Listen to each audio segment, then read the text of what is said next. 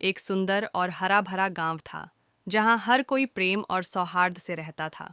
उसी गांव में मोहन और सोहन नाम के दो मित्र रहते थे। मोहन एक ईमानदार और मेहनती किसान था, जबकि सोहन एक चतुर व्यापारी था। दोनों की दोस्ती बचपन से थी और वे हमेशा एक दूसरे की मदद करते थे। मोहन अपने खेतों में अनाज उगाता था और सोहन उन्हीं अनाजों को बाजार में बेचकर मुनाफा कमाता था।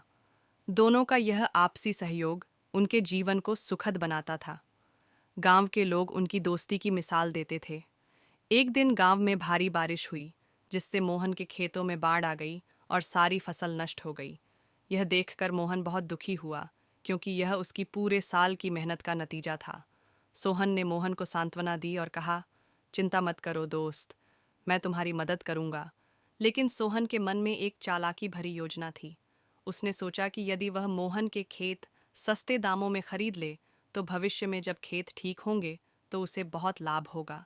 सोहन ने मोहन से कहा, तुम्हारी हालत देखकर मुझे दुख हो रहा है। मैं तुम्हारे खेत खरीद सकता हूँ ताकि तुम्हें आर्थिक संकट से बचाया जा सके। मोहन पहले तो झिझका, लेकिन परिस्थितियों से मजबूर होकर उसने अपने खेत बेच दिए। कुछ महीनों बाद गांव में स्थिति सामान्य हो गई।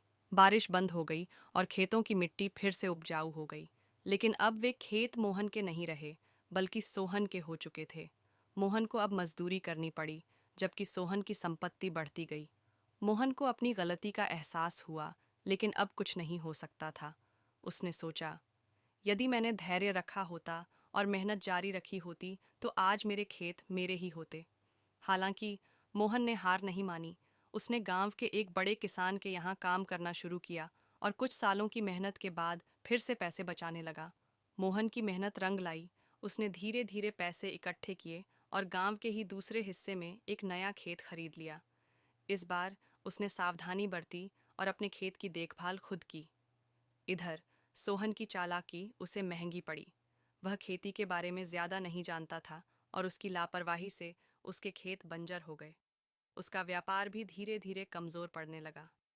एक दिन सोहन ने मोहन के पास आकर कहा, मुझे अपनी गलती का एहसास हो गया है। दोस्त, क्या तुम मेरी मदद कर सकते हो?